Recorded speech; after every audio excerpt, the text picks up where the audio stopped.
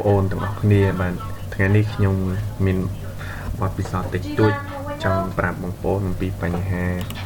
clean computer ឲ្យរហ័សនិងលឿនតាមរបៀបធ្វើតាមខ្ញុំបាទដំបូងយើងចុចអានេះហៅប៊ូតុងស្អីទេបងប្អូនចុចសក់ L មួយមកបាទចុចរ៉ាំនេះអញ្ចឹងបងប្អូនគ្រាន់តែវាយពាក្យគឺនៅខាងក្នុងនេះនោះភាគរយបាទ T យកមានលុយជាឡានមកវិញហ៎ T E M P រួចភាគរយទៀតមកបាទហើយចុច Enter មកតោះវានឹងចេញក្នុងនេះគឺឯកសារដែលមិនមានប្រយោជន៍យើងអាចលុបវាមកបាទមានប៉ះពាល់ក្នុងឯកសាររបស់យើងទេនោះគ្រាន់តែកតិកទីដែលវានៅក្នុង computer ក្នុងត្រៃរបស់យើងបាទអសល់ប៉ុណ្ណេះអីទេសងតិចទេតបមកយើងចុចម្ដងទៀតចុចអាប៊ូតុងមានរូប4ជ្រុងបាទដូច Windows បាទ Windows ហ្នឹងហើយ Windows ហើយចេះស្រេចខាងមួយមកបាទតមកចុចពាក្យយើងលុបនឹងចេញមក TMP បាទ TEMP លុបចុច Enter មកបាទតែបើសាច់ខ្ញុំវិញ clean ហើយអស់ហើយយើងវាឲ្យទេអញ្ចឹងលុបក្នុងហ្នឹងយើងលុបវាមកលុបទាំងអស់មកតមកចុចមួយទៀតមក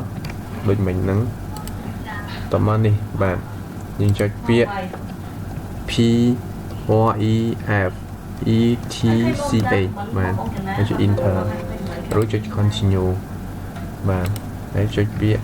Ctrl A មកស្លេចវាទាំងអស់ហើយយកពាក្យលុបមកបាទ skip តមកក្នុងហ្នឹងយើងមកលុបក្នុងកន្លែង physical pin នេះបាទលុបចេញអស់មកបាទតបមកចូលទៅក្នុង computer បាទមាន try C try E និង try C បងប្អូនខ្លះមាន try E អញ្ចឹងវាច្រើន try C យើងចូល property មកឲ្យពាក្យ clean clean up បាទជិះពីនឹងមកតមកវាលុប file ហើយអត់ប្រយោជន៍គឺលុបចេញបាទមានធ្វើការរងចាំបន្តិចបើសិនមកក្នុងហ្នឹងតិចទីឯកសារណាដែលអត់ប្រយោជន៍ច្រើនពេលហ្នឹងវា clean ហ្នឹងវាប្រើចំណាយពេលយូរ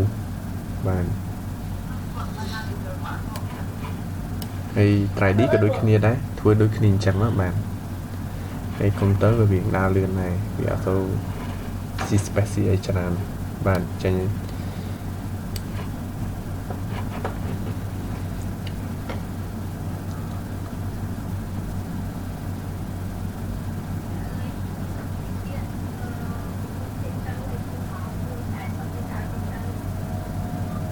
ហ្នឹងហើយខ្ញុំរៀបចំ